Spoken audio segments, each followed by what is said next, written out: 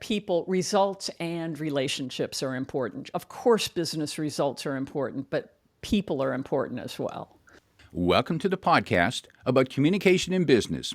I'm your host, George Torok. Did you know that I'm known as the speech coach for executives? That's because I help business leaders deliver the intended message for greater success. And we do that through one-on-one coaching or group training for the team.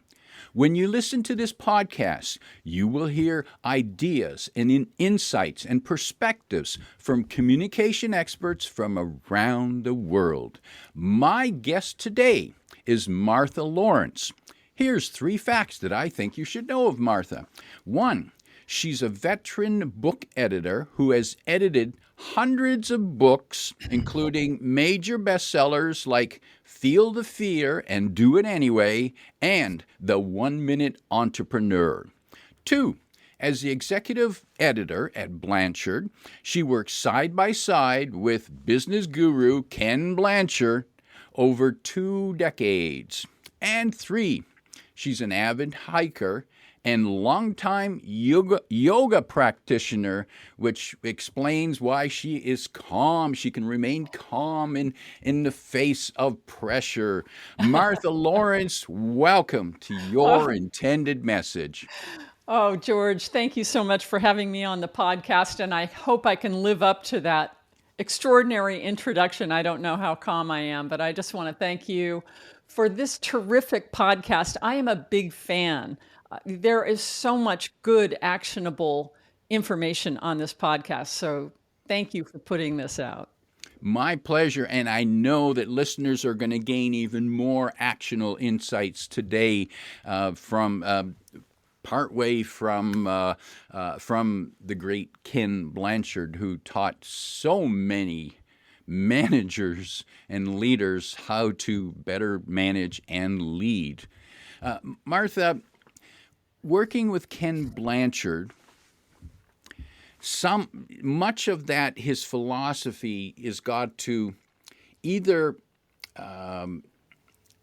permeate through, or perhaps you start with that mindset in the beginning. Which was it for you? Was it where you became brainwashed by Ken, or were you already in sync in terms of thinking, saying, I like this guy, he thinks just like me? What a brilliant question, first of all. Very creative, brilliant question. And I do know the answer to that. It's interesting you use the word brainwash, because when I first met Ken Blanchard's company, I didn't know he had a company for the longest time because he was just a best-selling author. And I was in the publishing field. So when I actually got introduced to the company, the culture and the atmosphere was so positive. You do think, my goodness, is this some sort of cult? It's not the typical dry, cynical atmosphere of your average organization. But I think Ken and I were kindred spirits long before I met him. You mentioned in your introduction that I was the editor of Feel the Fear and Do It Anyway, which was published in the mid-'80s, and it became a worldwide phenomenon. It was about that positive energy and positive thinking. And, my parents had me reading The Power of Positive Thinking when I was a teenager. So when I came across Ken Blanchard's work, he is a positive guy. That is who he is. So I think I was primed to be his disciple, as it were. And it's, and that's a positive message. I'm overusing the word perhaps, and the reason I say that, because I can think of workplaces where the energy in the workplace is not positive. It's kind of like some of the movies.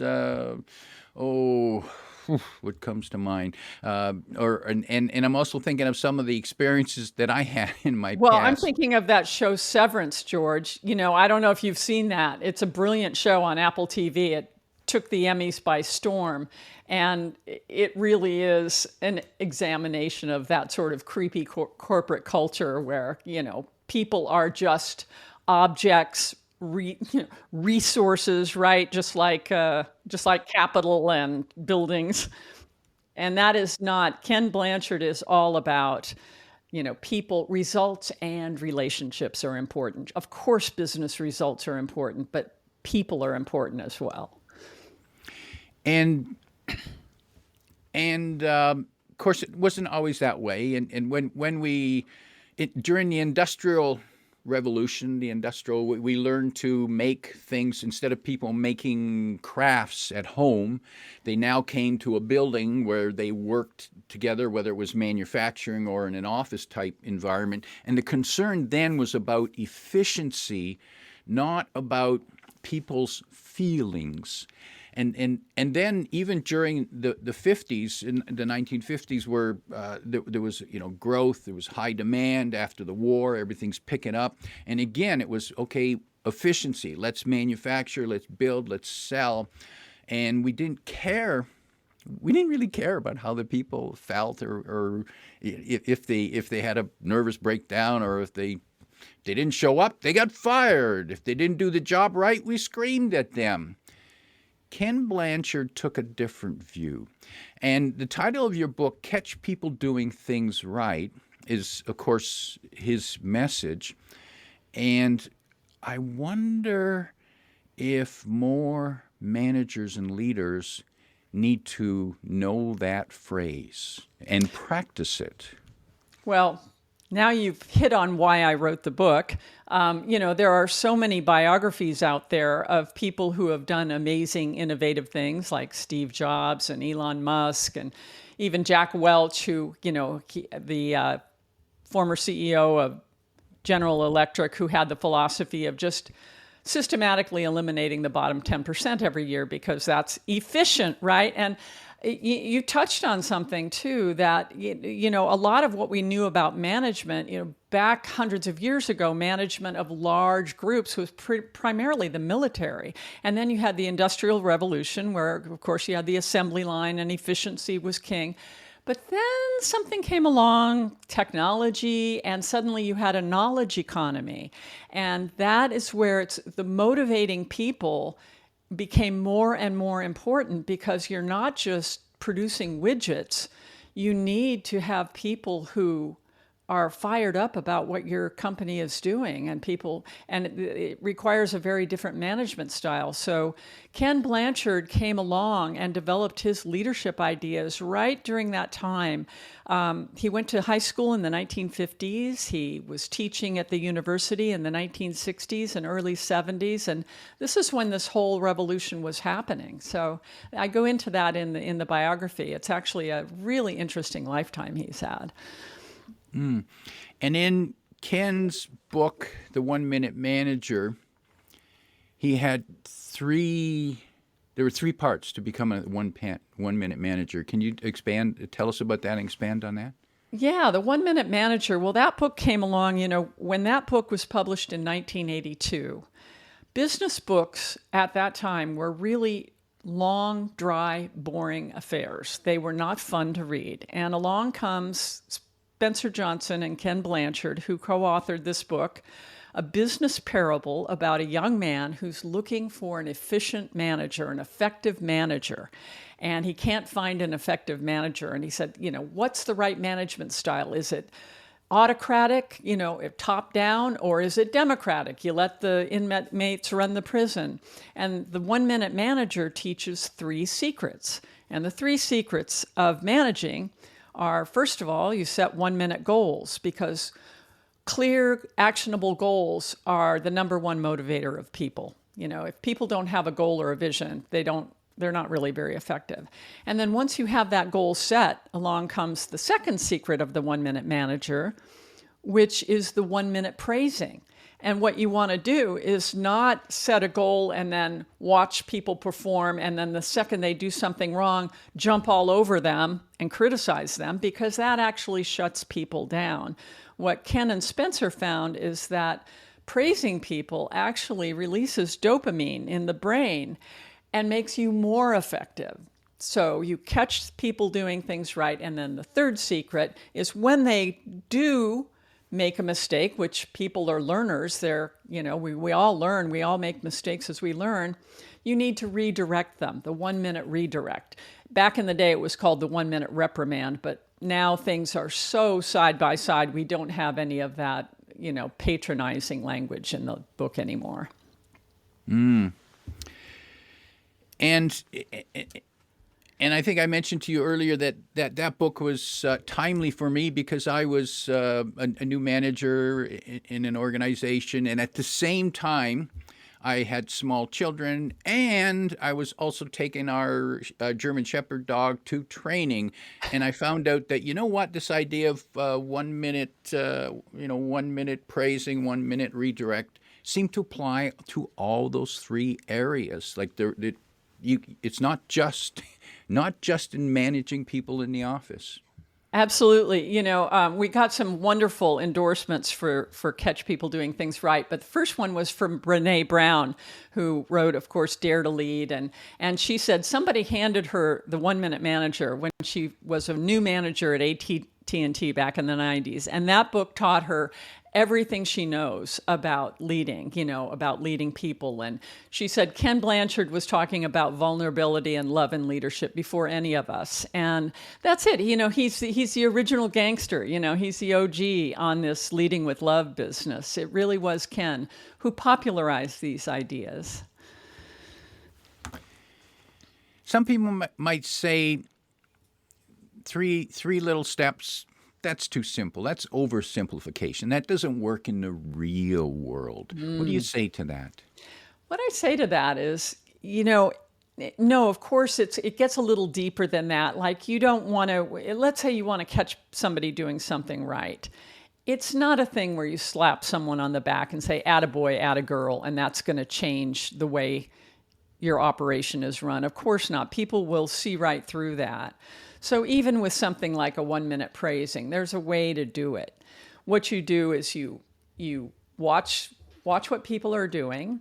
When somebody does something that actually enhances and makes life better, you notice what they did, you tell them what they did, how it made you feel, and how it made your life better. So let's just say, using your example, George, you were talking about using this with your family. Let's say your wife takes out the garbage, and that's usually your job, but she takes it out one day, and you were having a really stressful day, and you say, honey, you know what? I want to acknowledge you. I was having a heck of a day. You took out the garbage. I felt so relieved. I was so touched that you took that on. You didn't even give me any grief about it. You just did it. And, these are the reasons why I love you and why I married you. Thank you so much. And little things like that, it can raise the energy of your relationships, not just at work, but at home, everywhere you go, in the community. And that's powerful advice, and I'm thinking, geez, I wish I actually practiced that way back when, because I can see that, thanks for picking up the slack. I was stressed, and I appreciate that, and you didn't yell at me like you usually do. You can leave that part out. But yeah, I can see how that can be such a positive relationship builder when people recognize, yeah. And now the praising in the workplace, should it be private? Or should we broadcast it? Well, yeah. Somebody once told me, and this is great advice, because I'm an editor and I catch people doing things wrong all the time. That's kind of my job. And I'll never forget one author who was brilliant, so brilliant that I was actually somewhat intimidated by her. And we had a meeting with the agent and another person, and I went through her manuscript, and in that meeting, I kind of went over what was wrong with the manuscript. And she called me later, and she said, I just want you to know that I feel destroyed. I feel like you cut me off at the knees. I'm crushed. And I said, oh my goodness, you're brilliant. I was just trying to add value. And she said, let me tell you something. She's a coach. She's a brilliant coach. She said, praise in public criticize in private. So, when you do the praising, it's wonderful to praise people in public. I can praise you, George, for this fabulous podcast. Your Intended Message is one of my favorite podcasts. I get so much value out of this podcast. I'm not afraid to announce that publicly, and telling you privately would be, as I did before our podcast. That's effective as well. Praise in public, criticize in private. Yes, there's so much sense to that. And yes, and I can see where in that situation there, you're the editor and your job is to correct mistakes, and you might have been intimidated because this is such a great author, and you want to make sure you demonstrate your skills. So you demonstrate your skills by pointing out, here's where I'm going to fix your mistakes. Really? And Yeah. I think, George, I think that might be what's operating with a lot of leaders and a lot of managers. They're thinking, I have to demonstrate my work. I have to show that this layer of management is needed. And how I show my value is to get all these people to straighten up and fly right. And that's really not the most effective way to lead. Ken also is known for popularizing servant leadership, which people hear that phrase and they go, servant leadership, what? That's an oxymoron. How can you be a servant and a leader at the same time? And Ken says they just don't understand that there are two parts of leadership. There's the leader part, which is where you set the vision and you set the goals and all that. And then there's the servant part where you help others implement that vision. So he would talk about, the traditional hierarchical pyramid where the leader is at the top and the people he's leading or she's leading are at the bottom.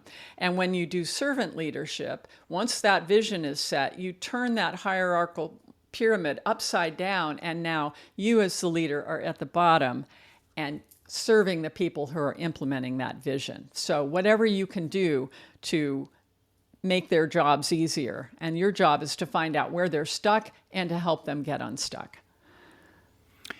And a question that I've heard that good leaders use when they're meeting with their staff, perhaps one-on-one type of thing, review, a question for them to ask is, how can I help you do your job better? Mm-hmm. The leader actually saying that to the staff person, and the staff person going, whoa, how could you help me? Well, let me think. Oh, yeah, I'll tell you how you can help me. Exactly. What a switcheroo there, huh? Yeah. And I bring that. It reminds me because people I can see many leaders could be offended or threatened by the term servant leadership. What do you mean servant? I'm not a servant. I'm the boss. Exactly. And, it's that whole concept of, we used to talk about the supervisor and the subordinate as if one is better than the other. And, you just have a role. I mean, Ken, getting back to the biography, Ken learned these lessons very early in his life. His father was a rear admiral in the Navy, retired as a rear admiral in the Navy, and taught Ken a lot of leadership lessons. So Ken was learning leadership very early. So the classic story that Ken tells is that when he was in 7th grade, he was a popular kid and he was elected president of his 7th grade class. And he was so pleased with himself. He ran home, Mom, Dad, I won the presidency of the 7th grade class. I'm the president. And his dad pulled him aside, put his arm around him and said, son, that is absolutely fantastic. I'm so proud of you. But now that you have that title of president, don't ever use it. People don't follow titles. People follow leaders because they trust and respect them, not because they have a fancy title. So Ken learned that lesson when he was 12 years old, and that lesson just kept getting reiterated.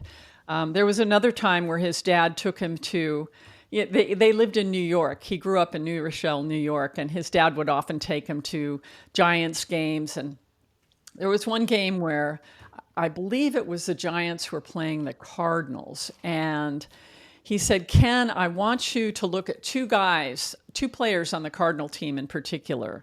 There's Enos Slaughter and Stan Musial. And he said, now watch Enos Slaughter. Enos Slaughter, when he hits the ball, he gives it no matter what happens to that ball, he gives it everything he's got. So if you're going to do something in life, be like Enos Slaughter and give it your everything. He said, now watch Stan Musial. No matter what call the umpire makes, he's going to be a gentleman about it. No matter how bad the call is, he's going to be a perfect gentleman. So be like Stan Musial and be a gentleman in life. And so, Ken got lessons about leadership from the get-go. He was learning about this stuff. And Martha, you made the transition, I assume it's a transition, from being editor, where you're critiquing and fixing other people's work, to authoring your own book. What mindset change was most important for you to do that? Well, I think it was like so many people, I'm sure many listeners can relate to this, imposter syndrome.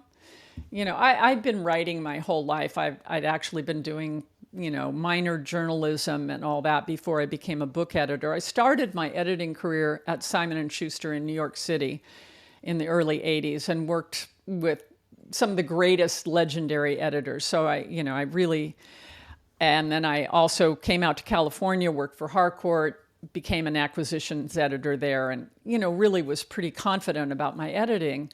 But I remember saying to one of the other editors at Harcourt, "You really want to be a writer, right?" And he said, "Oh God, no, I'd never want to be a writer." And I thought, "Oh dear, I really want to write my own books." And so I had an author. I was publishing his book, and I told him, Alan, I would really like to write a book. And he said, "Martha, there will come a day when you won't be able to not write that. You will have to write that book. It will come out of you."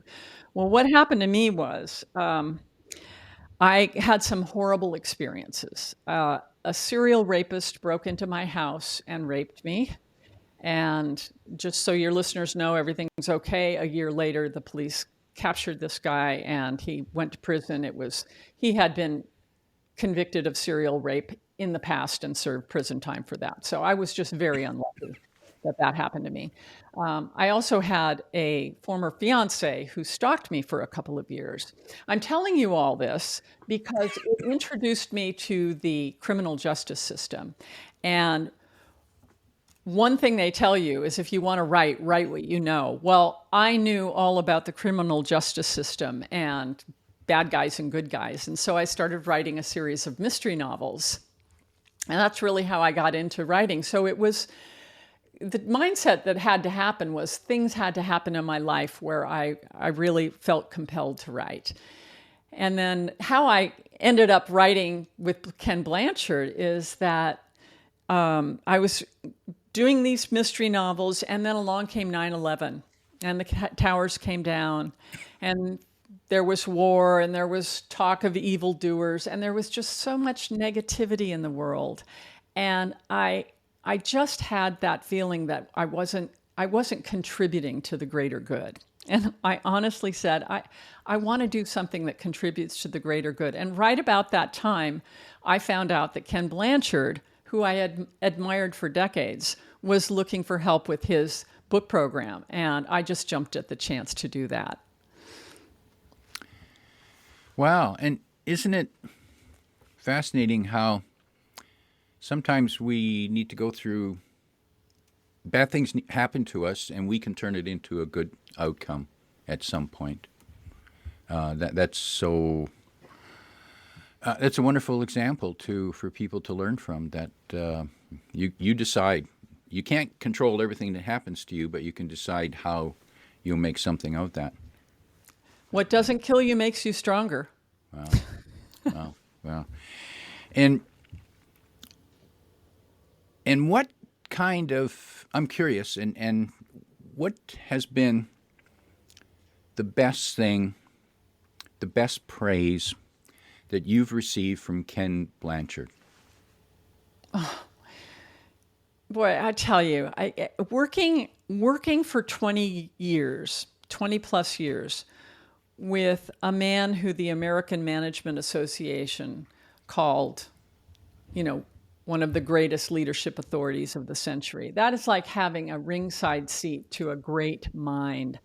But what's really incredible is working with him, being in a relationship with him, because he is every bit the person he appears to be in public, only better. The praise, I remember after a while, I'd done, several books with Ken.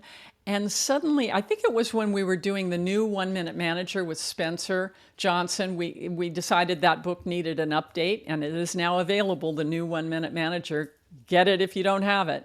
But we were going over that praising, and I remember thinking, now, has Ken Blanchard ever criticized me? And I was trying to think, has he ever reprimanded me? Has he ever criticized me?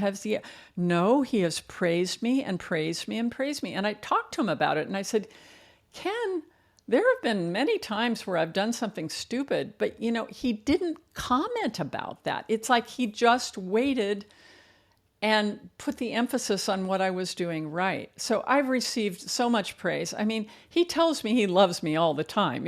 It's and that blew me away. Well, how can you? I was used to this arm's length, relationship with your supervisor, right? No, he's the real deal, and everyone who knows him knows that he's the real deal. He's just a genuinely wonderful person. So. The praise of, I've received lots of praise for my abilities, but I think the biggest praise I ever got from Ken was, just something kind of humorous, like, I think you're all right, I think you're all right. And while you're saying that, Martha, I was reminded of my mentor, Peter Ersbender, who was an author and a speaker, and he helped me along the way. And I was just thinking, I don't recall him ever criticizing me, even though he gave me advice and hints.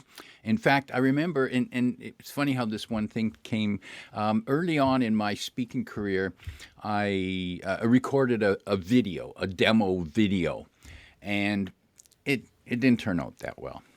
And when I showed it to him, his comments was, well, when people see you live, you're always going to be better than the video.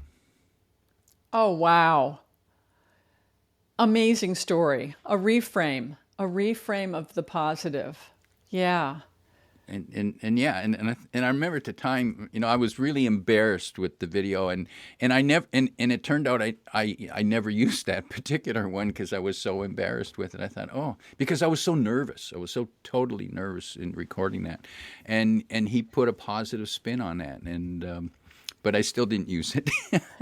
Well, George, you are you're an accomplished speaker. You've had lots of experience in front of audiences. One thing I ran across when I was writing this book was somebody made the comment that Ken Blanchard, who, he won all the speaking awards, the Golden Toastmaster, whatever. He was on the cover of the magazines as being a great speaker. But somebody told me that he sometimes made mistakes. He sometimes fumbled. And, can you tell me about that? Can you tell me about what makes a great speaker? There's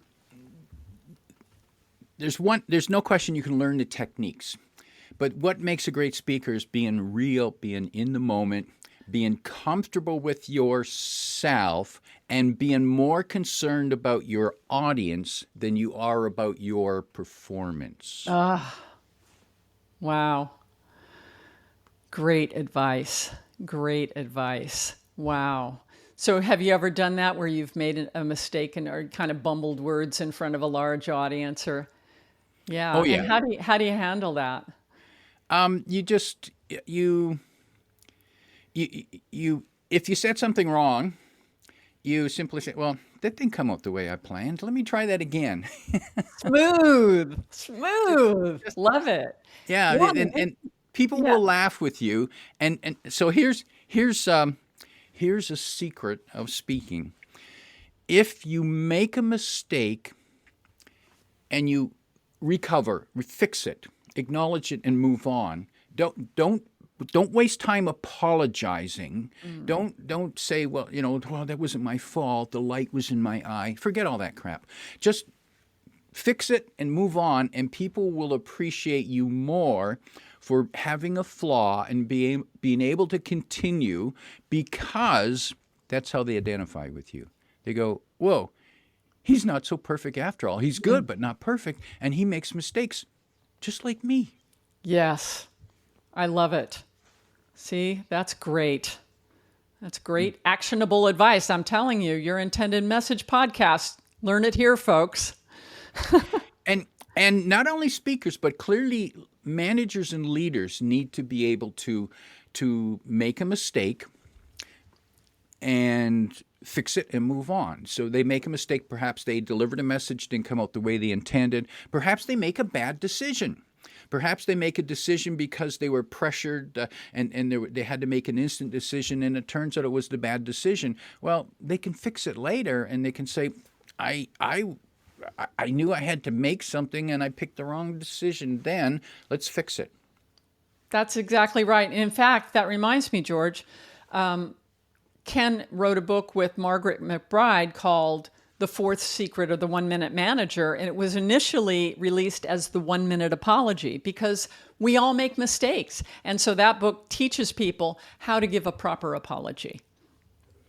Because apologies are part of doing business. We're all going to fumble. And yes, and I can. That's a book that a lot of people need to read, especially those in customer service. Stop making excuses. Just apologize for the mistake.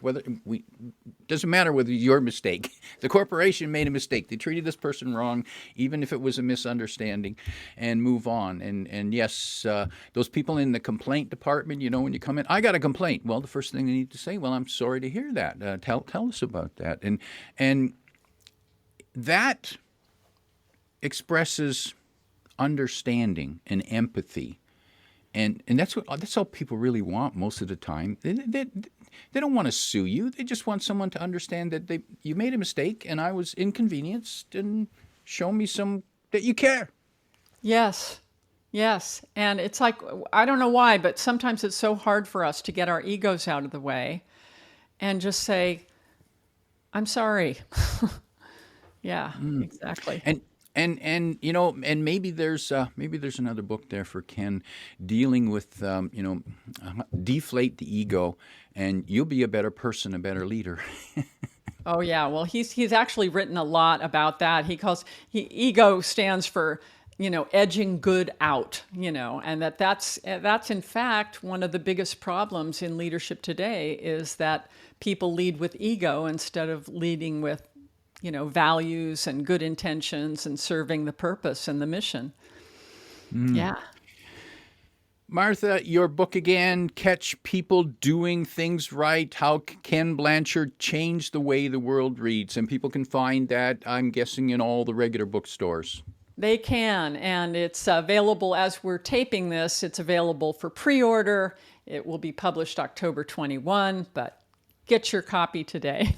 And if you'd like to know more, I am on marthalawrence.com. There's more information there.